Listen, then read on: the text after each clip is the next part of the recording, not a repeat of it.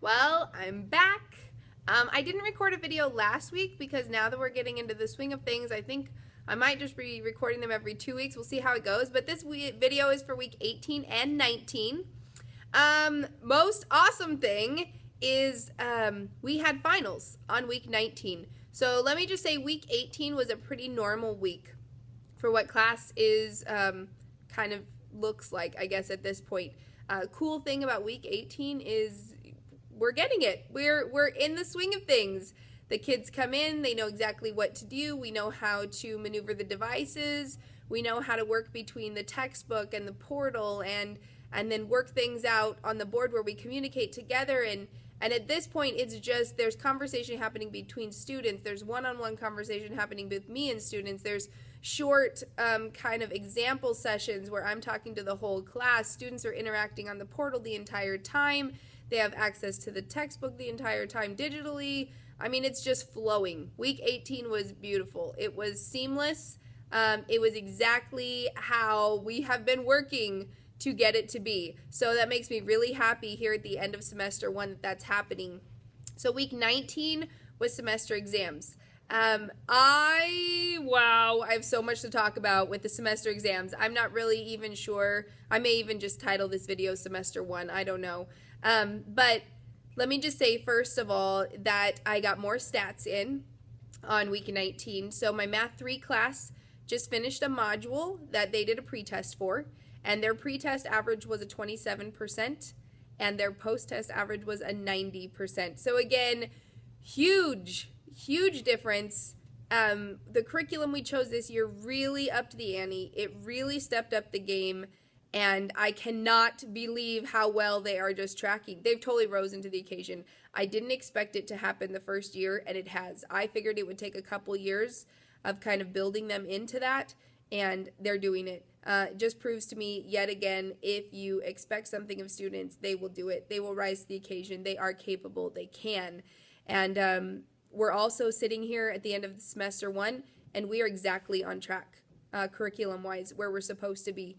Even with all the technology things at the beginning of the year, we're not behind. We're exactly where we're supposed to be. So another, just wow, my students are awesome. They're doing awesome. I'm so proud of them. So that was a huge jump, 27% to a 90% average. It just blown away, very excited. The other thing that I really am probably going to spend most of my time talking about in this video was giving finals. I first of all want to kind of re-emphasize when I create tests in Brain Honey, they are very rarely multiple choice. There are times that the test is multiple choice, but I create a math test. My curriculum, actually, Mathematic Vision Projects, it comes with sample assessments. And so what I do is when there are multiple choice situations, yeah, I put those in Brain Honey as multiple choice. But when they're short answer, show your work, I put them in Brain Honey as short answer. And my students at this point, they know how to format things with a square root in them. They know how to format a plus or minus. They know how to format a quadratic and how to put that in Brain Honey and exactly how it's supposed to look. The beauty of that is, number one, not only is it teaching them accuracy for their answers, but number two, it's also teaching them the formatting. And how to, because the formatting on a computer is almost identical to what you would use on a graphing calculator. So it's also giving them that additional skill. Normally when I go to a graphing calculator, I have to teach a kid, that whole new skill of how to use that. And now we're still having to use, learn where the buttons are, but they're already like, oh yeah, they don't even say, oh yeah, I get that. They just know because we've already been doing it in Brain Honey. So I want to just encourage too that most of my tests are short answers. They have to get the answer exactly correct to be right. And that, again, is why I didn't think they would rise to the occasion so quickly. But wow, they have gotten it, and they've done it. I did semester exams, and I don't have all my stats compiled. I have 2 students left to finish. I gave exams on Thursday and Friday. But let me just say, as a teacher, I spent a lot of time and a lot of effort and a lot of work on the reviews that I did beforehand, on creating the tests, on putting everything in Brain Honey so the students had, I always give them formatting examples, just making sure the test was a great test for what we were covering. And let me just say that when you're doing blended learning, that beforehand work pays off, because on Friday at 3:15, school got out at 3:10. At 3:15, I started entering grades, and I literally am just entering what I have in Brain Honey into Power School. And by 3:20, 3:30 at the latest, all of my grades for semester 1 were finished. Wow. If you're a teacher, that right there is going to blow your mind. As a math teacher, I'm usually taking stacks and stacks of tests home, and I'm grading them by hand, and it takes hours upon hours because you're trying to really see, did they do the work, did they not? And honestly, if I'm being honest, I'm a human being, and after grading that many tests, there's just the human error too, and you're not paying as close of attention to their work and understanding. And at that point, can you change it? Can you help their work? It's a semester exam, and so it just takes, normally for me personally, when I grade tests, it takes a long time. And this was so fast, so effective. The students were given every opportunity. That part I loved. Between the reviews that we did, and I videotaped the reviews, so they had those videos to access, again, to study for at home.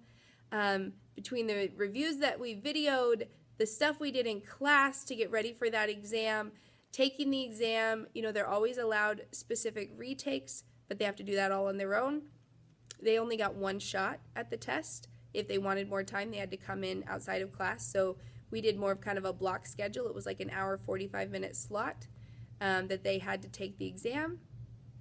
Wow. I have never ended a semester so easily in my entire life.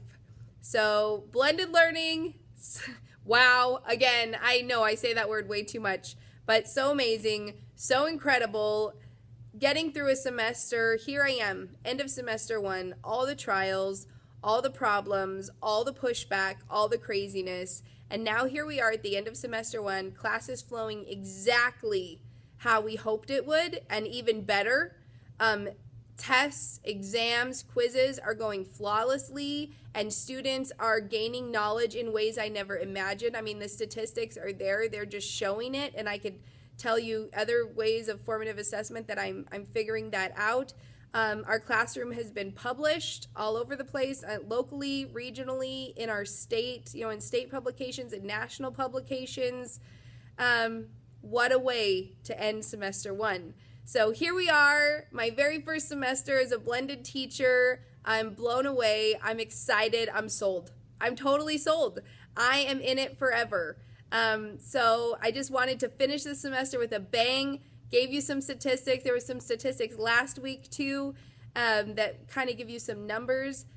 Getting ready to post a video on kind of what a live classroom looks like hopefully pretty soon. We've got that recorded. We just have to get it up. But blended learning is amazing. And I can't say I've enjoyed the entire first semester. There were moments at the beginning there it was rocky and it was rough, but I come at the end and go, man, this is all worth it. This is amazing, and this is exactly the direction that I want to go as a teacher. So there's my semester 1 recap and kind of what's been happening in my classroom for the last 2 weeks. If you have any questions, feel free to contact me or check out my journal on Facebook. But we are loving blended learning here in CAMI, and my students are growing by leaps and bounds. So I'm really, really excited about that.